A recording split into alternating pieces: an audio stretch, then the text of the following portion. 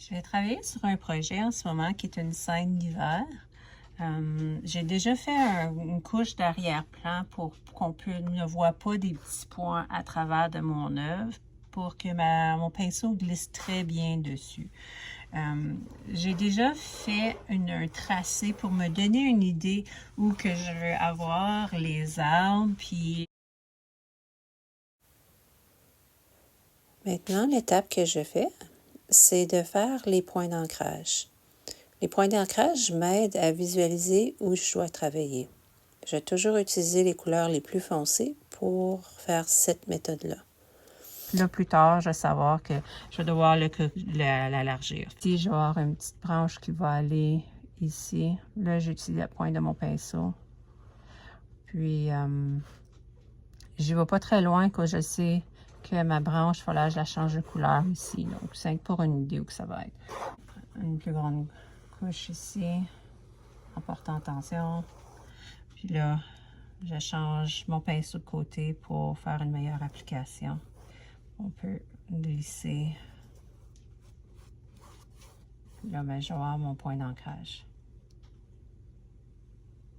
Puis je vais pouvoir savoir où aller, puis travailler plus en petits détails.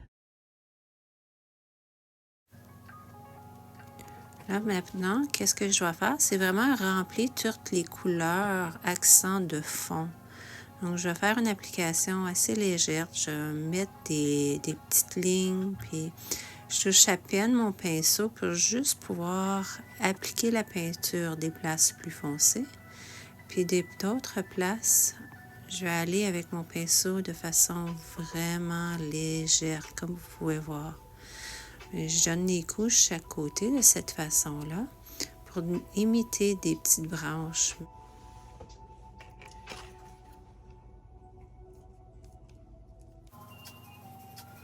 Avec les couleurs de fond, c'est important, si on veut faire quelque chose de vraiment brillant par-dessus, je dois mettre en premier des couleurs au fond. Sans ça, avec la couleur pâle, ça n'aura pas un effet de brillance. Donc, j'ai été mettre assez foncé dans cette région-là.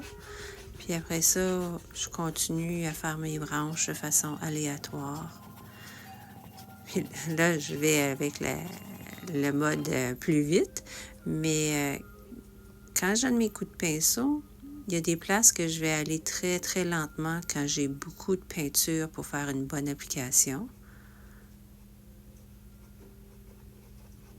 Puis quand je sens qu'il n'y a presque plus de peinture sur mon pinceau, c'est là que je vais accélérer ma vitesse pour faire les petites marques. Là, on fait des corrections.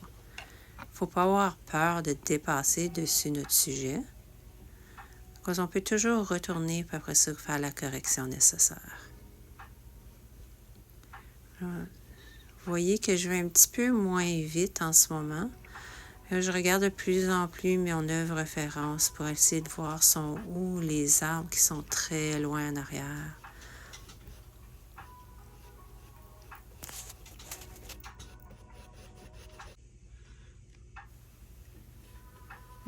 Maintenant, je suis après commencer à faire les arbres ou les arbustes qui sont vraiment plus en avant du sujet.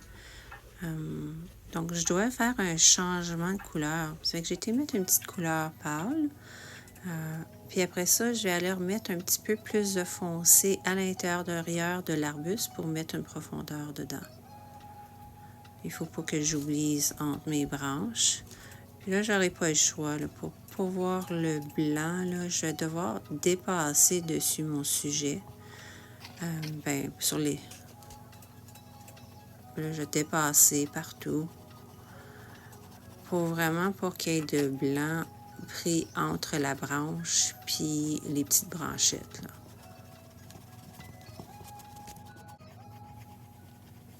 Maintenant, je fais les petites branches au loin, puis j'ai presque plus de peinture, ça fait que je fais juste une application très légère.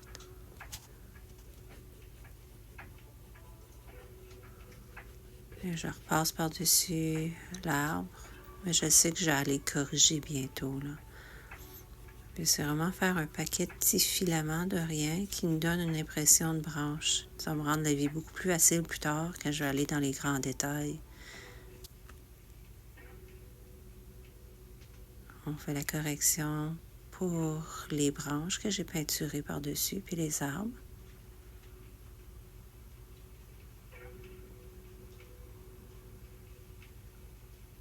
Un petit peu plus de précision là, pour faire une bonne application. Rentrer la noirceur juste à la base des petits arbustes. La clarté ne se rend pas là. Puis ici, ben, je dépasse dessus mon petit banc de neige, des petits filaments pour donner l'impression de petites branches de rien. Maintenant, ben, c'est temps de faire au loin les sapins qui traversent un peu les branches. Les sapins qui vivent dans une forêt, là, ils ne sont pas tous bien remplis. Ils sont remplis seulement où ils peuvent avoir de la clarté. Donc, c'est pour ça que je ne suis pas obligée de tout faire l'arbre parfait.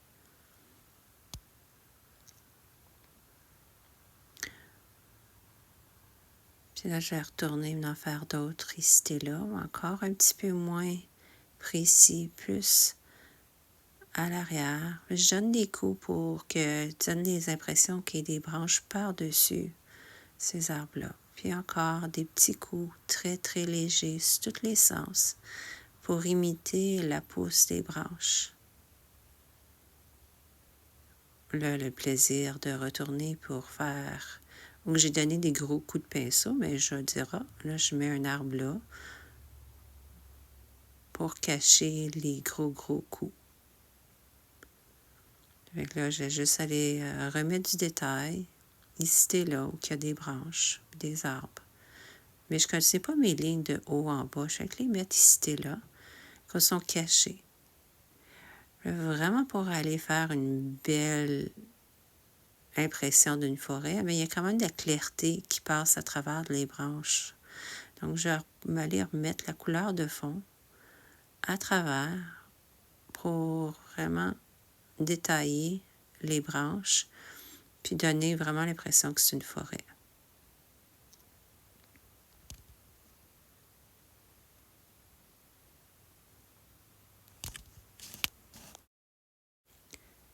La couche de fond est pas mal bien appliquée. Tout ce qui est au très loin a été fait.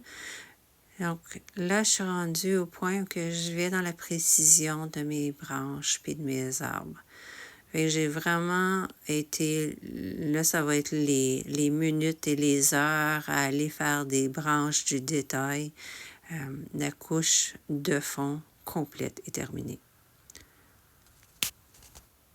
Donc, c'est tout pour cette vidéo. Cette œuvre va continuer à être faite. Je vous encourage à me suivre sur mon channel puis de me donner un petit pouce. Puis, je vais vous montrer les prochaines étapes pour la prochaine fois. À bientôt. C'est Caro.